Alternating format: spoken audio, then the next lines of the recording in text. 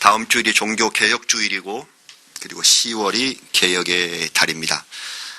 오늘 하나님 말씀을 기초로 해서 개혁에 관한 말씀을 드리도록 하겠습니다. 종교개혁 제496주년이 다가오고 있습니다. 마틴 루터가 개혁의 봉화를 높이 들어올린 지 어느덧 500년이 이제 4년밖에 남지 않았다는 것입니다. 그 정신은 프로테스탄트라는 신교의 이름으로 온 세상에 개혁교회를 이루게 했고 우리는 그 개혁적 신앙을 받아들여서 신교의 교인이 되었습니다. 이 개혁 정신이 많이 있는데 이것을 한마디로 압축하면은 오늘 설교의 제목으로 드린 것처럼 코람 데오 신앙이라고 할 수 있습니다. 마틴 루터를 비롯한 개혁자들이 늘 말해왔고 마음속으로 새긴 용어가 바로 코람 데오, 라틴어입니다. 이 라틴어인데 코람이라는 말은 무엇의 앞에라는 뜻입니다. 무엇의 앞에. 그리고 데오는 잘 아시는 대로 하나님입니다. 라틴어의 하나님이 데오예요. 그러니까 코람 데오는 하나님 앞에서라는 의미가 됩니다. 좀 더 구체적으로는 하나님 보시기에 온전히 내 앞에 계시는 하나님을 두려워하는 자세로 이런 해석이 가능합니다.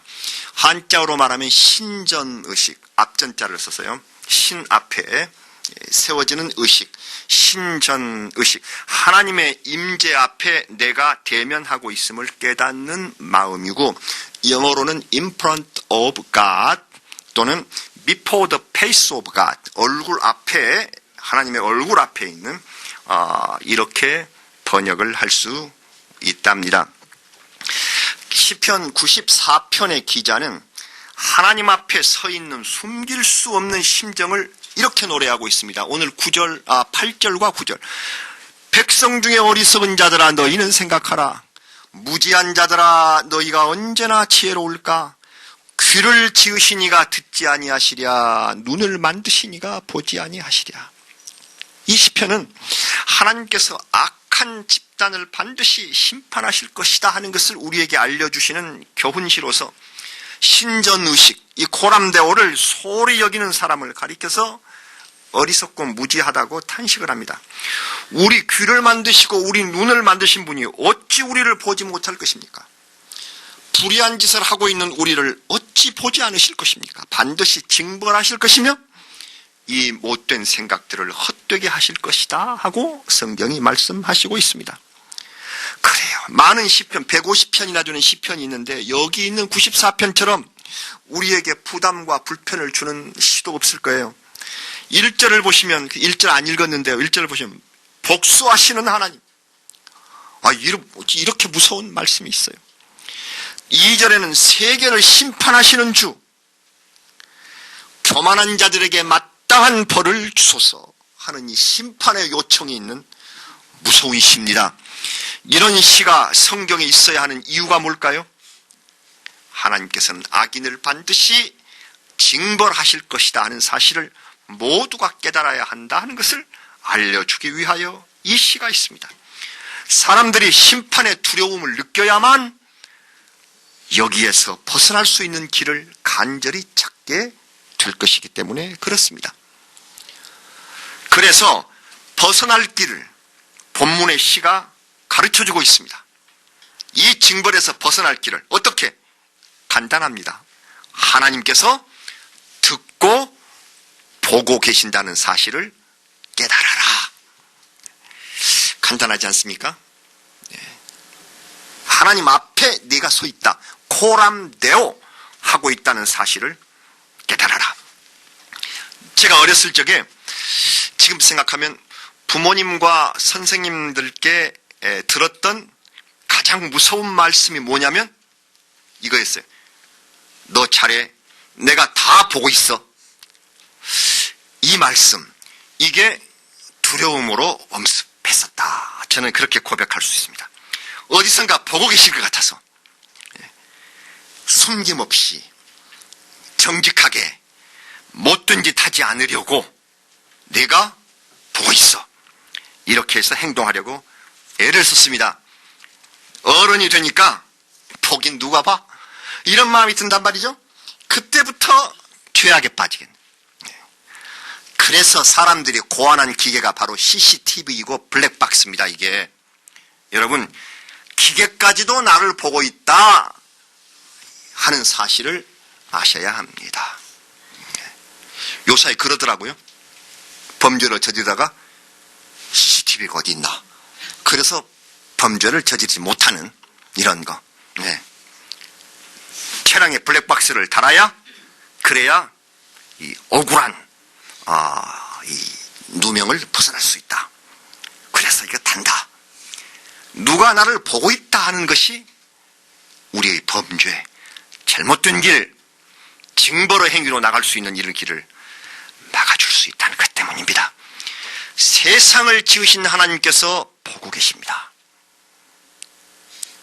그까지 CCTV는 잘 보지도 못하는 각도 있고 보지 못하는 자리도 있지만 세상을 지으신 하나님께서 보고 계심을 느끼면서 그 앞에 서서 심판을 의식하며 사는 신앙이 뭐라고요? 코람데오. 우리는 하나님 앞에 피할 수 없는 몸으로 살아가고 있습니다.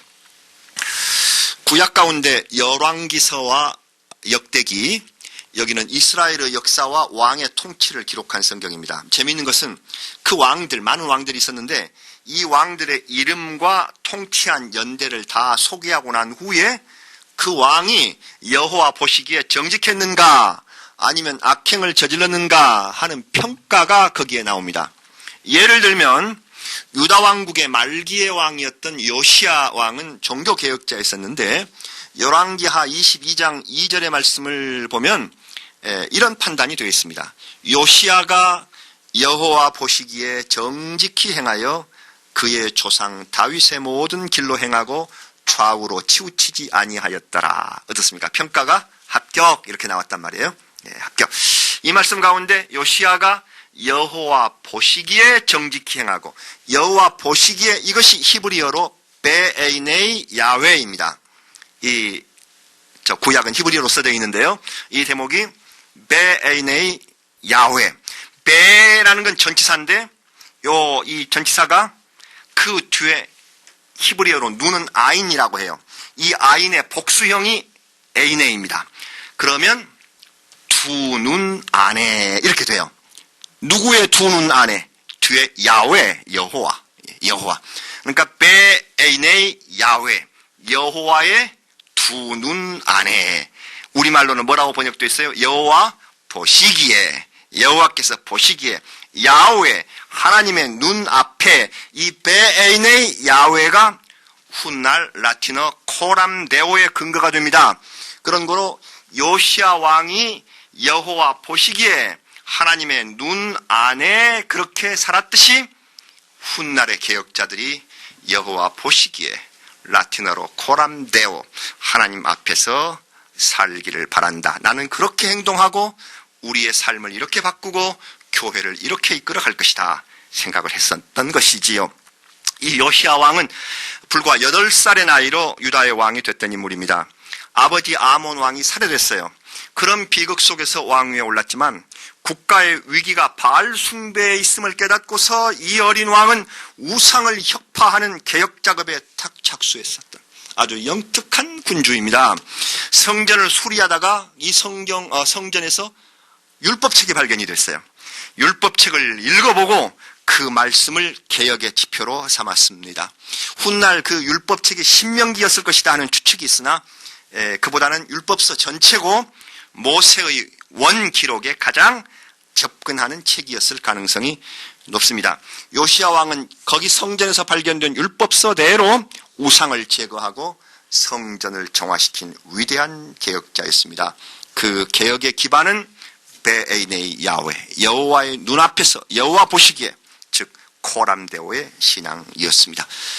구약이 이렇게 코람데오의 신앙을 말하고 신약 성경으로 오면 신약은 말할 것도 없이 그 자체가 예수 그리스도에 인한 개혁의 말씀입니다. 무엇보다도 이 개혁의 핵심은 율법으로 구원을 얻는 것이 아니고 그리스도를 믿는 믿음으로 구원을 얻게 된다 하는 점입니다.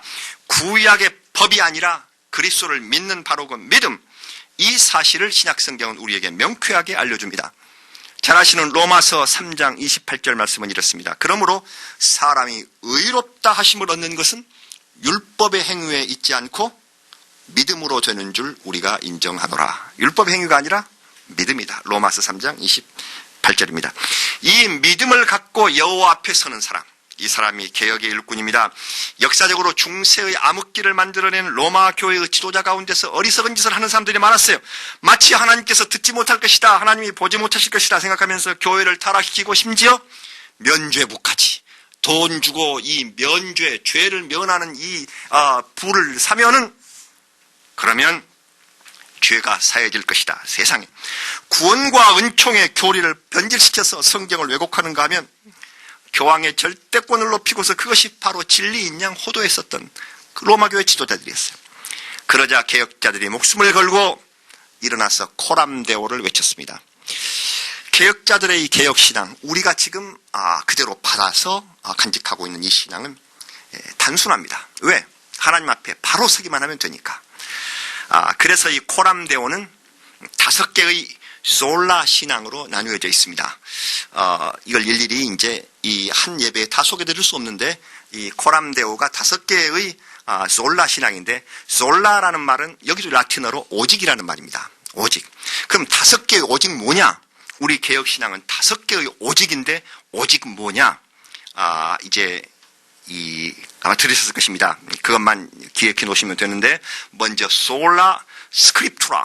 스크립투라는 성경이란 말입니다. 그럼 오직 성경.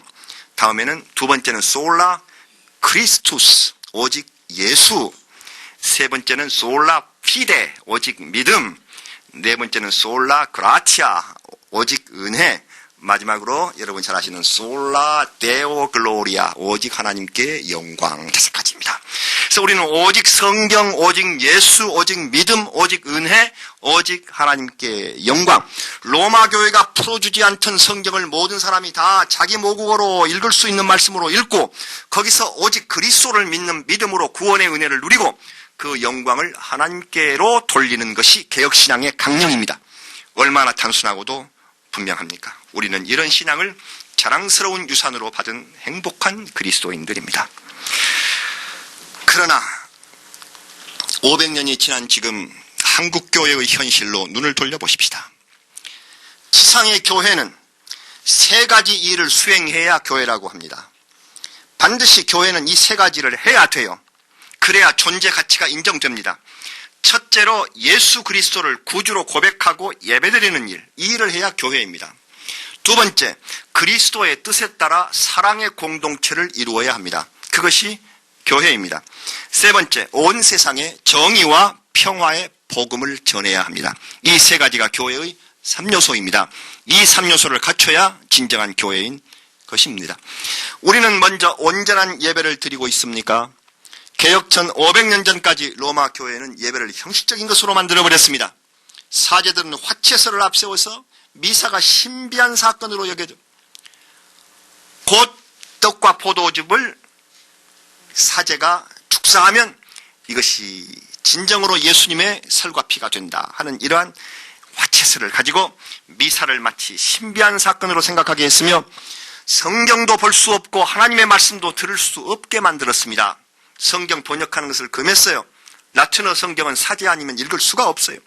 진리와 만나는 것을 강제로 막으려고 했던 것입니다. 오직 교황의 권력이 성경과 교리의 해석권을 틀어쥐고 마음대로 말씀을 왜곡했었던 것이, 그것이 개혁 전의 일이에요. 지금 한국의 교회들은 이와는 또 다른 의미로 예배를 형식적으로 만들고 있습니다. 예배는 도무지 경건하지 않은 예배가 많습니다. 편의적으로 바뀌어서 무슨 이벤트 행사판을 연상시키는 그런 예배도 있습니다. 내가 하나님께 드리는 찬송이어야 하는데 전문 찬양인들의 웅장한 전자반주에 내 헌신을 묻혀버리고 어느새 그것을 감상하며 즐기고 있는 우리 자신을 느낄 때 당황스럽습니다. 성경을 제멋대로 해석하는 사람들이 많이 생겨났습니다. 혼란을 주기도 하고 그것이 차츰 심해져서 교파, 분열의 빌미로 작용을 하고 있습니다. 수많은 이단들이 나와서 교묘한 종말론을 펼치고 있습니다. 기성교회를 무차별 공격하고 있고, 그래서 교인들을 현혹하고 있지만 여기에 대해 한국교회는 속수무책이에요. 이미 새 속에 물들어 하나님 앞에서 분별력이 상실되었기 때문에 개혁에 힘이 없다. 설교 말씀은 이제 너무 많아져서 탈입니다. 말씀을 사모하고 말씀을 고요히 기다리는 때가 오히려 더 그리워지는 것이 웬일일까요? 그래서 저 같은 설교자도 되도록이면 설교를 덜 하려고 합니다. 왜? 설교가 많으니까. 미디어만 틀기만 하면은 설교가 쏟아져 나오는 것이 지금의 현실이지요. 말 그대로 설교 풍년입니다. 그러나 진정한 코람데오의 말씀은 적고 설교자들이 교회의 유용을 과시하거나 자기 자랑을 하거나 또는 코미디를 동반한 세상 이야기들로 그 자리를 채우고 있는 현실임을 아실 것입니다. 개혁주의를 맞아서 우리는 하나님 앞에서 정말 진정한 예배를 드리고 있는가? 이걸 맨 먼저 점검하지 않으면 안 된다. 이 말씀을 드립니다. 두 번째로는 뭐라고 했습니까? 교회는 서로 사랑을 돌보며 사랑으로 돌보며 섬김의 공동체를 이루어야 그래야 교회예요.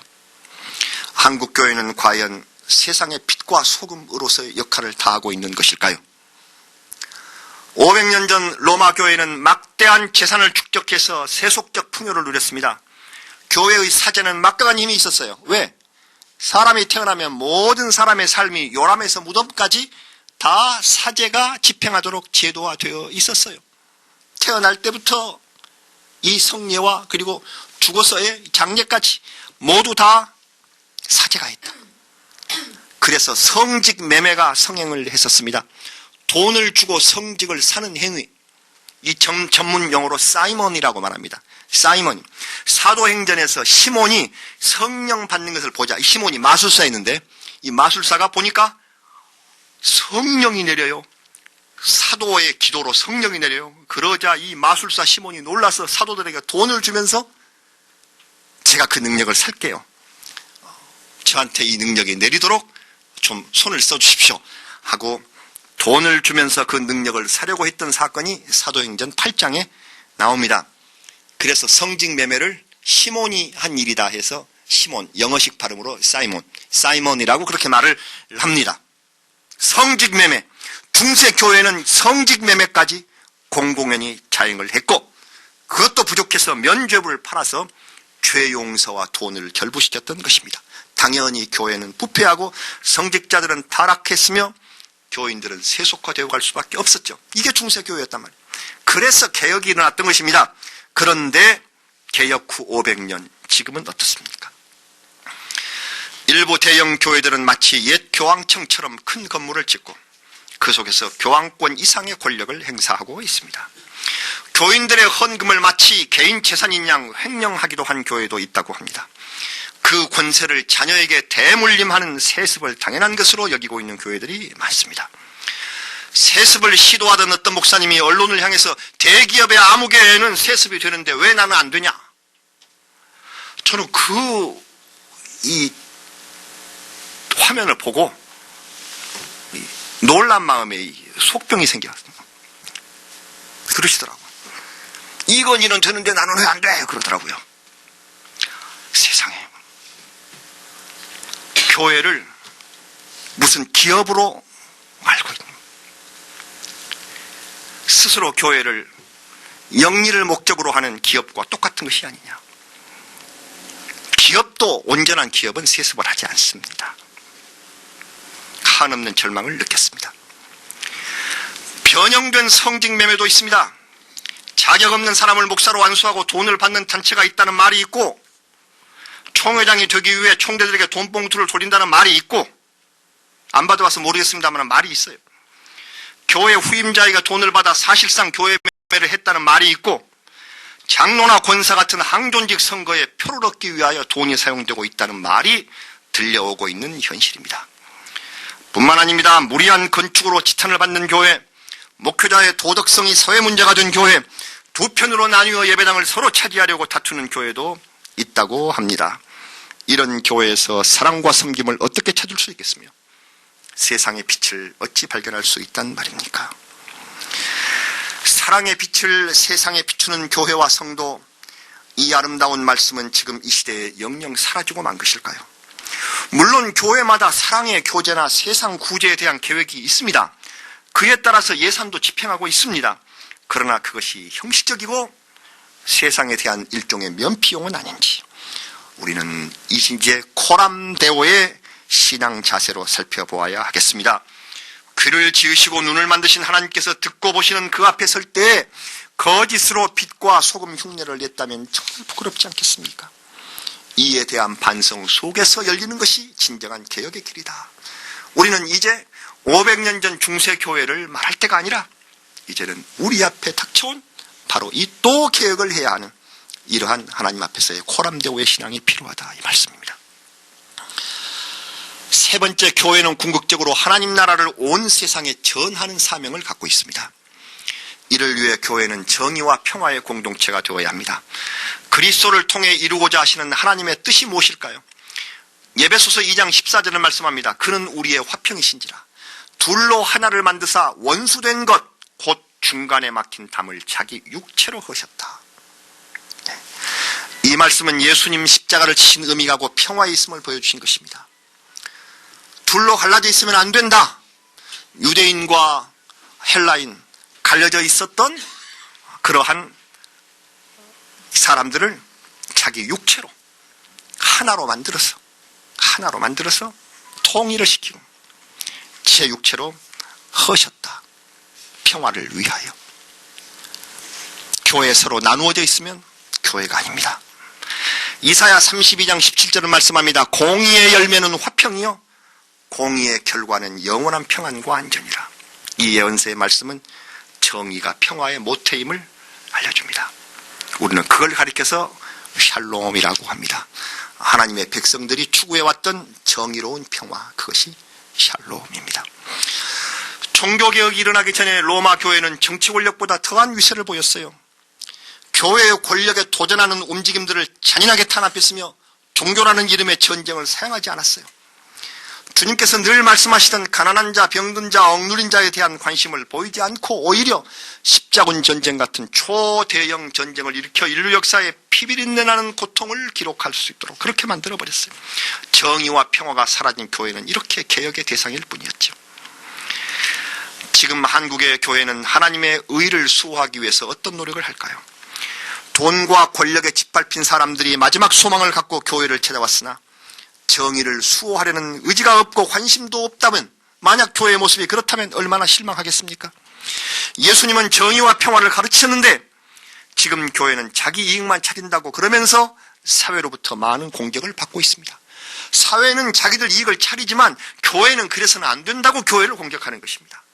사회가 똑똑하고 잘나서 교회를 공격하는 것이 아닙니다. 교회만큼은 달라야 한다 생각해서 교회를 공격하는 것입니다. 민심이 있다면 전도가 불가능합니다. 그래서 실제로 교인의 수가 줄어드는 현실입니다. 보이지 않는 곳에서 사회를 위해서 일하는 교회가 있기는 하지만 사회는 교회의 긍정적인 면보다는 잘못된 부분을 더 크게 부각시키고 있습니다. 억울한 점이 있지만 굳이 변명하려고 해서는 안 됩니다. 왜? 교회에 대해서 공격은 사회가 교회에 그만큼 기대를 걸었다 하는 반응이기 때문에, 그 반증이기 때문에 굳이 변명할 필요는 없겠습니다. 정의와 평화를 위한 노력이 부족했던 것을 솔직히 인정하고 샬롬 공동체를 만들기 위해 애쓰는 방법이, 그것이 옳은 방법입니다. 이것이 500년 개혁주를 맞는 교회가 해야 할 일이지요. 코람데오 신앙으로 고백을 해보십시다. 우리는 내가 하나님의 구원 대상이 되었다는 점에 만족하고 다른 사람의 아픔을 느껴보지 못합니다.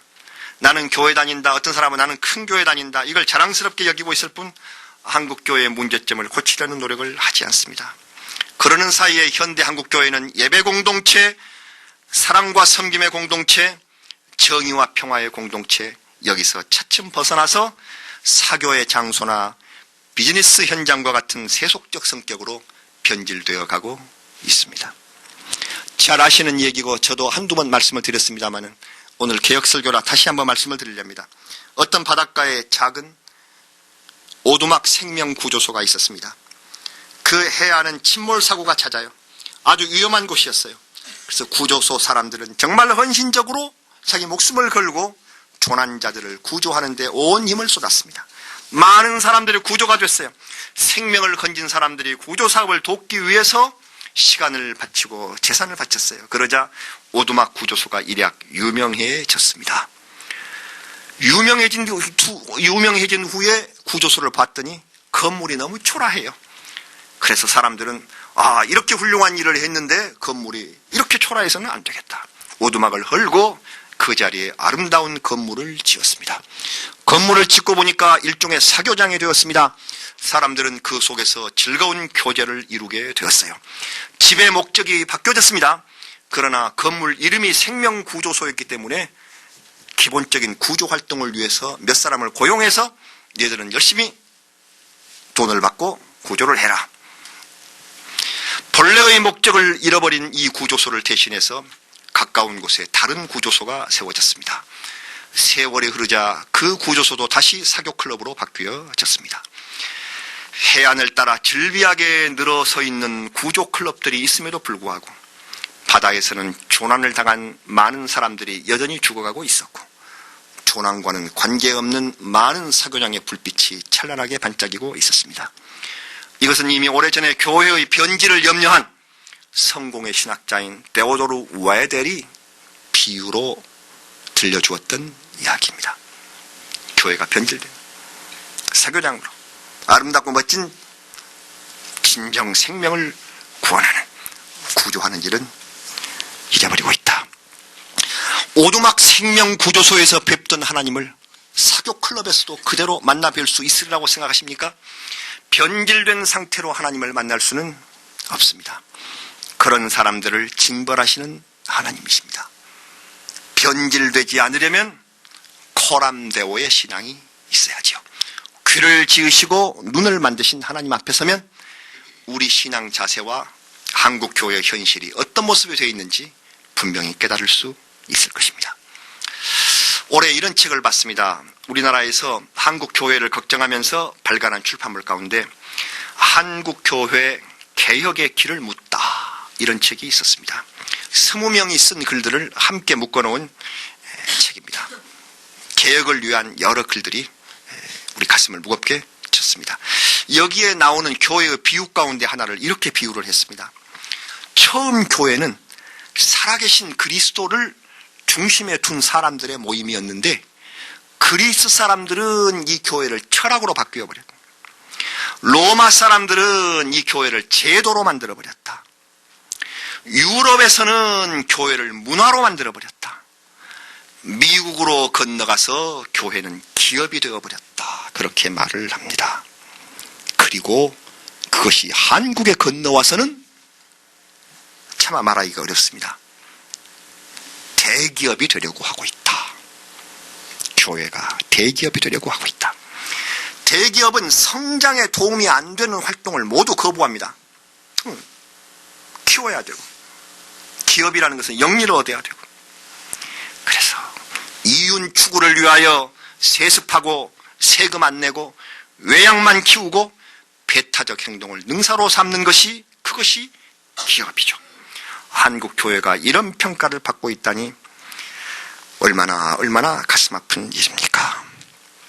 오늘의 시편 말씀, 어리석고 무지한 백성들에게 확고한 교훈을 내려주고 있습니다.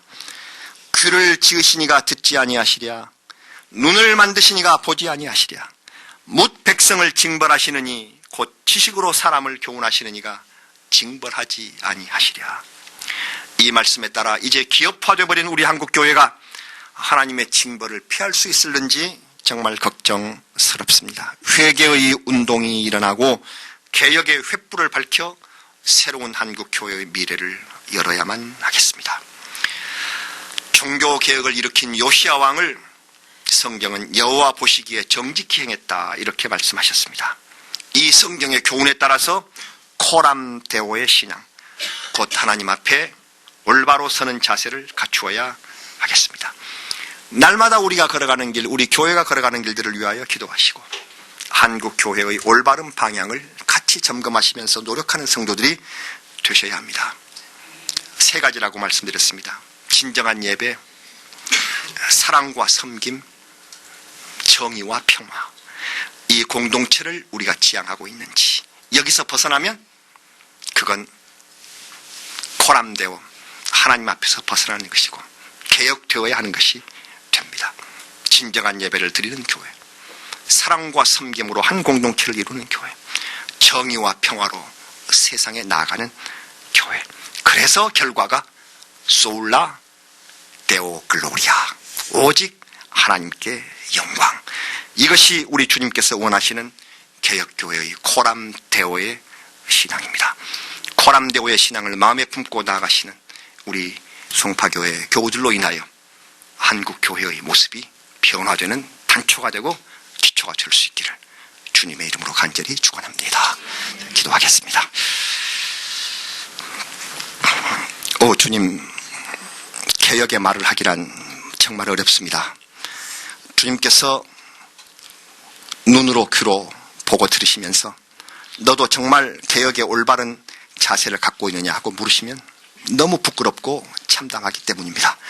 그러나 우리는 개혁하지 않을 수 없고 주의 교회가 진정한 예배를 드리며 사랑을 잃어버리는 교회가 되면 안 되겠기에, 정의와 평화의 공동체가 되어야 하겠기에 우리는 날마다 코람데오의 신앙으로 주님 앞에 나아가고자 합니다.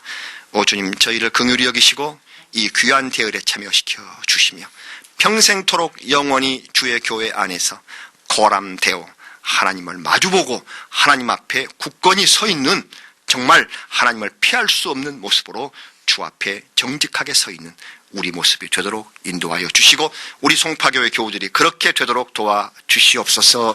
예수님의 이름으로 기도드리옵나이다. 아멘.